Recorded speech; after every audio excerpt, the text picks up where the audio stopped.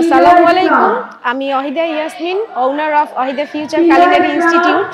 এছাড়া Bangladesh technical education board এবং national skill development authority এবং বাংলাদেশ অ্যাগ্রো প্রসেসর অ্যাসোসিয়েশনে আমি দীর্ঘ 8 বছর পর্যন্ত এটার কন্ট্যাক্ট করছি।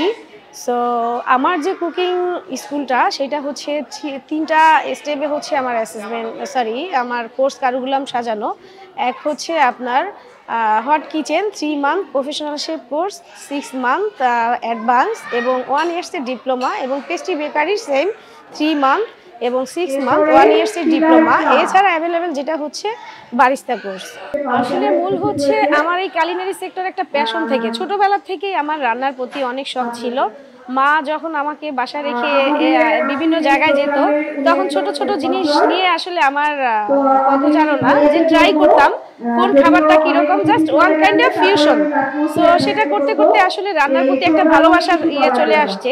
সো আমি হচ্ছে আপনার 2007-এ আমার এই কালিনারি সেক্টরে আসা আসলে আমার ইন্টেনশন ছিল না। আমার ফার্স্ট হচ্ছে আপনার বিবিএসপি ব্লক বাটিক স্কিন প্রিন্টের উপরে আমার লেভেল 1 এবং লেভেল 4 করা। সো লেভেল 4 করতে গিয়ে আমি মিরপুর ইউসেফে আমি শেফ কোড করা যখন সবাইকে অ্যাসেসমেন্ট করতে দেখলাম, ওইখান থেকে আসলে আমি অনেক ইন্সপায়ার হই। বিশেষ করে আমি যখন সবাইকে একত্রে শেপ কোড করা দেখি, ওইখান থেকেই আমার ইন্সপিরেশন যে ওদের একত্রে এত সুন্দর লাগতেছিল যে ওই জায়গায় ওই প্যাশন আসলে ওইখানে আমি আসবো। সেই তাৎক্ষণিক ডিসিশন আসলে আমার আজকের এই দাঁড়ানোর পিছনে আমার ফ্যামিলি বলতে আমার বোনেরা এবং আমার বাচ্চা দুইটা। অনেস্টলি বলি, আমার মেয়ে এবং আমার ছেলে আমাকে টোটালি ওতপ্রোতভাবে আসলে সাহায্য করেছে।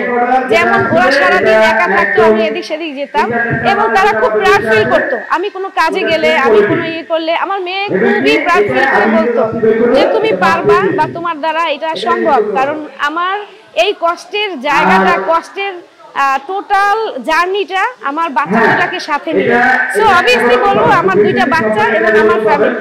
আমরা আসলে জানি উদ্যোক্তা মানে কি।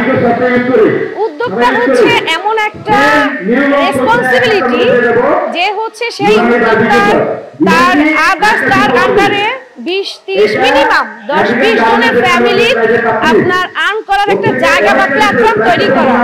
সো আসলে আমরা যারা উদ্যোক্তা প্রত্যেকে অন্তত ট্রাই করবো প্রত্যেকের জায়গা থেকে যে অন্তত 10 জন হোক, 20 জন হোক, 30 জন হোক, তাদের কাজের জায়গাটা একদম আপনার পরিপূর্ণ করা, যেন তার ফ্যামিলি নিয়ে স্বাচ্ছন্দ্যে কাজ করতে পারে। সো আমি আগামী ফিউচারে যারা আসবে তাদের বলবো উদ্যোক্তা হতে হলে সেই ইন্টেনশনটা নিতে হবে যে আপনি 10 জনের ফ্যামিলি বেয়ার করা বা বহন করার মতো একটা প্ল্যাটফর্ম তৈরি করতে পারবেন।